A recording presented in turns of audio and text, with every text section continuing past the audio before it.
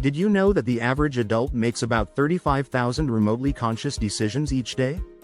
From minor choices like what to eat for breakfast to major decisions that can shape a company's future, decision-making is a fundamental part of our daily lives and especially crucial in leadership. Welcome to Decisive Leadership: 6 Strategies for Effective Decision-Making. This series is designed to take you on a deep dive into the strategies that transform good leaders into great ones by enhancing their decision-making skills. Whether you're leading a small team or a large corporation, the ability to make clear, quick, and effective decisions is what sets top leaders apart from the rest. In this series, we'll explore techniques that help leaders overcome biases, communicate decisions effectively, leverage collective intelligence, and adapt to new information. You'll learn not just to make decisions, but to make the right decisions, and to implement them in ways that lead to real, positive outcomes. Prepare to challenge everything you thought you knew about leadership and decision-making.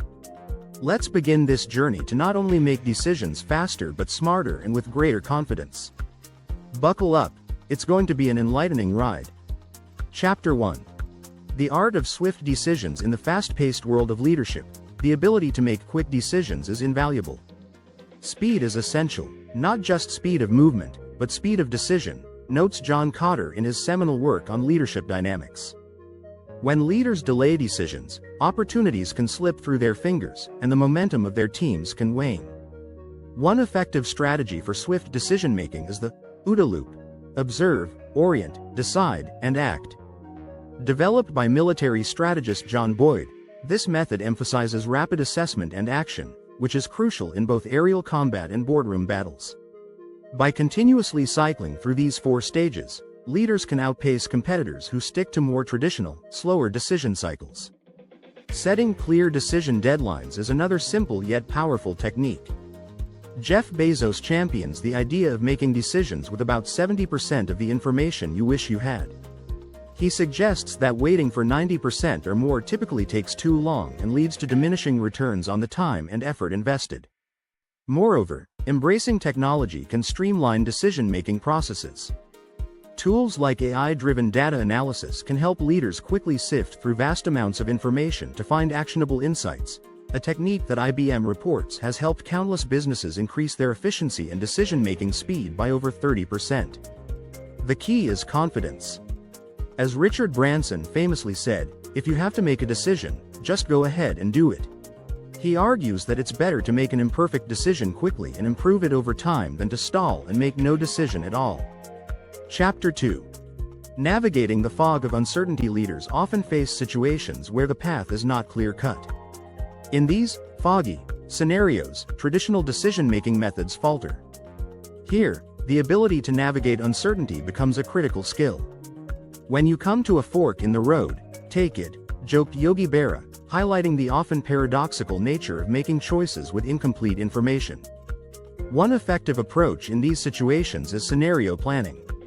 Originally developed by Royal Dutch Shell in the 1970s, this technique involves imagining various future scenarios to better prepare for the unexpected.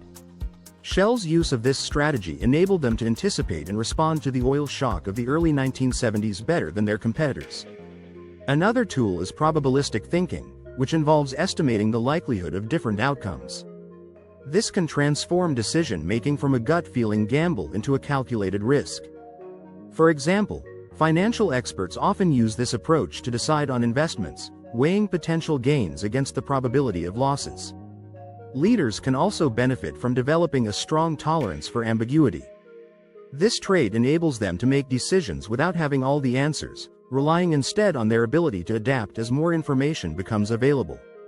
Research from the University of Pennsylvania suggests that leaders who excel in ambiguous situations often rise faster in their careers, primarily because they are willing to take calculated risks when others hesitate. Collecting more data can seem like a solution, but it's often more about the right data, not just more data. As noted by data scientist Edward Tufte, good decision-making is not about having all the facts but understanding the meaning behind the data. This perspective shifts the focus from data quantity to data quality, enabling smarter and more confident decisions under uncertainty. Chapter 3. The bias battlefield. Every leader must face their own set of biases, but recognizing and overcoming them is what truly enhances decision-making. The human brain is a natural wonder, but it's prone to overconfidence and overthinking, says Daniel Kahneman, Nobel laureate and author of Thinking, Fast and Slow. His research suggests that even the most seasoned leaders can fall prey to cognitive biases that distort their thinking. One common pitfall is confirmation bias, where leaders favor information that supports their preconceived notions. To combat this, leaders can adopt a red team approach. By inviting a group specifically to challenge decisions and assumptions, they ensure a more thorough examination of all available data and perspectives. Another effective strategy is to limit the influence of anchoring bias, where the first piece of information offered tends to unduly influence the decision. A practical tip here is to consciously set aside initial impressions and ensure that each option is evaluated independently. This can be as simple as reordering the information received or asking team members to present arguments in different sequences. The overconfidence bias can also be a stumbling block, leading to overly optimistic forecasts or underestimations of risks. Regularly reviewing past decisions and their outcomes can help leaders calibrate their confidence levels and make more balanced decisions in the future. This retrospective analysis, often referred to as a decision audit, helps identify consistent errors in judgment that can be corrected moving forward. Chapter 4. Decisions at the helm. Effective leadership isn't just about making decisions, it's also about effectively communicating them. To lead is to decide, and to decide is to communicate, Peter Drucker, a pioneer in the study of management, once remarked. The clarity and delivery of a decision can greatly influence how it is received and implemented within an organization. A key strategy for leaders is to ensure clarity in communication. This involves not only stating the what and the why of the decision but also addressing how it aligns with the organization's broader goals. This can help team members understand the reasoning behind decisions, fostering greater buy-in and commitment. Timely communication is also crucial. Delay in disseminating decisions can lead to uncertainty and speculation, which can undermine trust and morale. Leaders should aim to communicate decisions as soon as they are made, using tools and channels that ensure the message reaches everyone affected, effectively and efficiently. Another aspect of effective decision dissemination is consistency. Leaders must ensure that their messages are consistent across all levels of the organization. Inconsistencies can lead to confusion and misinterpretation, which can derail implementation efforts. Regular feedback loops and follow-ups can help maintain alignment and provide opportunities for clarification if needed. Lastly, the art of storytelling can be a powerful tool in a leader's arsenal. By framing decisions within a narrative that connects with their team's experiences and aspirations, leaders can inspire and motivate, turning dry directives into compelling calls to action. As Howard Gardner famously noted, effective leadership often comes down to telling stories that resonate on an emotional level, thus moving people to action more effectively than simple directives ever could. Chapter 5. Cultivating collective wisdom in the realm of leadership. The lone wolf approach is a relic of the past. Today's smartest leaders know that harnessing the collective intelligence of their teams leads to better decisions. No one of us is as smart as all of us, Ken Blanchard once wrote, emphasizing the power of collaborative decision-making. A practical method for cultivating this collective wisdom is through structured brainstorming sessions.